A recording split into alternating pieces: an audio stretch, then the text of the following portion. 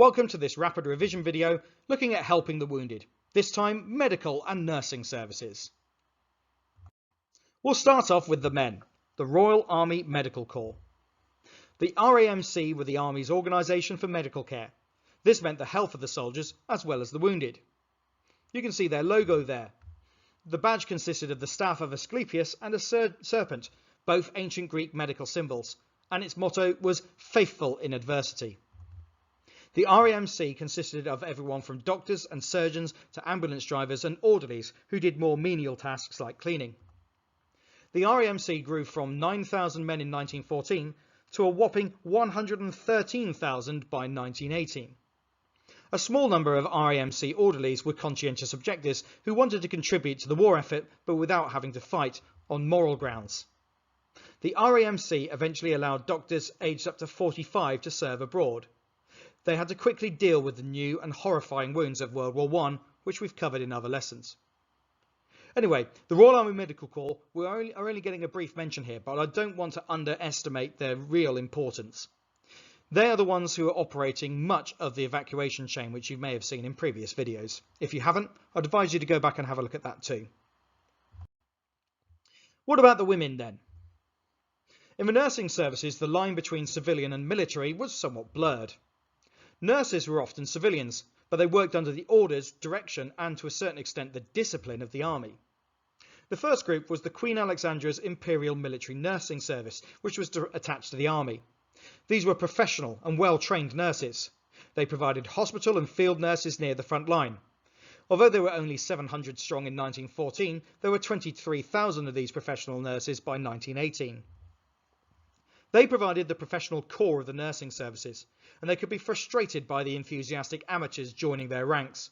But very soon, they helped train and integrate others to become effective nurses. They served at the casualty clearing stations near the front lines, and several nurses were actually killed by enemy fire. Another group were the Voluntary Aid Detachments, or VADs. These were volunteer nurses supporting the army nurses of the Queen Alexandra's Imperial Military Nursing Service. 5,300 volunteered in 1914, and there were 38,000 of them who served in total. They had to be financially self-sufficient, as after all they were volunteers and unpaid, so they tended to be women from better off families. They started by scrubbing floors and cleaning, but eventually they took on more nursing jobs as they gained on-the-job experience from the more qualified nurses, and let's be honest, as the pressures increased. They provided a much-needed increase in the medical personnel, and they faced many of the same risks as the professionals.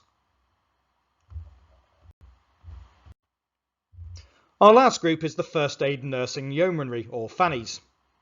They were founded with a rather romantic but entirely unrealistic idea of bringing the wounded back by horseback. Made up of mostly upper-class women who could afford to volunteer their services to the medical organisations. Naturally, the horse riding never actually happened, and instead they drove ambulances and trucks, and even a mobile bath lorry. Only 116 were working in France in 1918, making them an interesting but not very significant addition to the medical services. Our final points then. The World War I medical services required a variety of both professional and volunteer personnel, both men and women.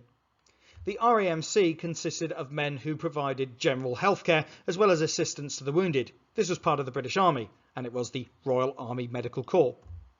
The Queen Alexandra's Imperial Military Nursing Service was the professional core of the nursing services, which later incorporated some women who volunteered, who were known as the Voluntary Aid Detachments, which were made up of young volunteer women who took on increasingly sophisticated medical roles as the war continued. And lastly, an honourable mention for the First Aid Nursing Yeomanry, which was a small group of women who volunteered to help by driving ambulances.